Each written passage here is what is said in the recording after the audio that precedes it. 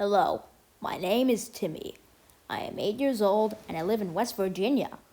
One day, I went to visit my grandmother's house.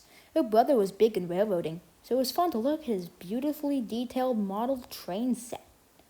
I stumbled into his room to explore, and I found a picture of a large steam engine. My grand uncle told me stories about those engines. Alahingis, I think they were. I showed my grandmother the picture. My granduncle was away at the time, and I was being taken care of by her by Christmas. I came down the stairs and showed her the photo. The number was 1642, and the moment I showed the picture to her, her face fell. My grandma told me that my granduncle saw this engine once, but unlike the other Alahingis he saw, this experience was anything but joyous. This was the story he told. June 9, 1953. Chesapeake in Ohio, 1642, was carrying a long freight train consisting of boxcars, gondolas, hoppers, and flat cars. The ride was going very well, and the engine was making record time as it passed by a crossing. The one standing near the railroad crossing happened to be a granduncle.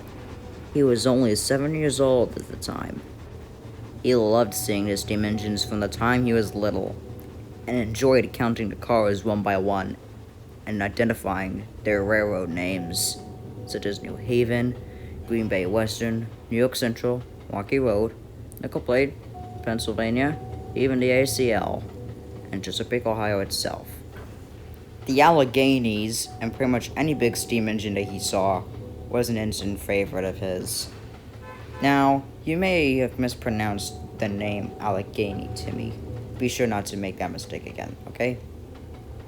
So, after the last few cars went by, his dad decided to drive up to chase it. In the cab, things were getting a bit hectic. No one knew what exactly happened to 1642.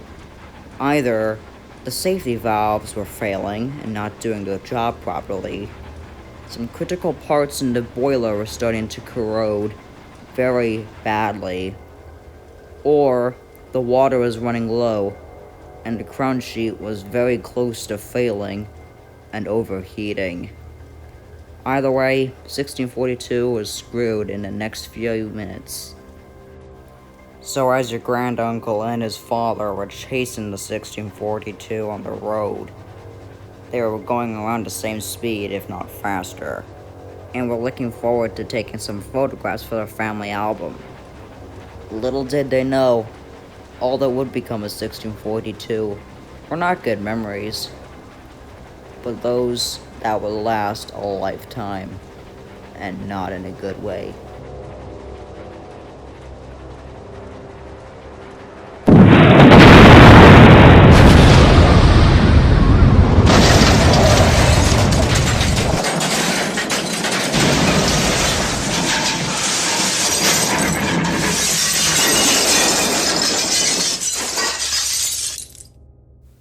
Once the blast subsided, and your granduncle and his father regained their senses, they saw the carnage of what happened. Coal hoppers, boxcars, and even flat cars were everywhere. 1642 was nothing but a melted and blown up mess of metal and tubes. The fireman and engineer were killed instantly, and the body of the fireman was found in this river in the photograph here, where you can see 1642's cab and its number plate. There was a cabin nearby when the accident took place. You can see a part of the engine in there. Luckily, no one in the cabin was killed. The whole strain of cars were just left there after the explosion and were decoupled away. The engine itself, you could barely even think it was a locomotive, aside from the driving wheels, the tender, and the boiler, which is destroyed, as Emperor mentioned. And after it happened, my granduncle's hearing was damaged. So was his father's. He is now hard of hearing, but not completely deaf.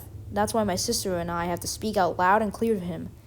He never told us why he was hard of hearing, but hearing the story makes me know a little bit more about my granduncle than honestly I wanted to, as well as the crew involved.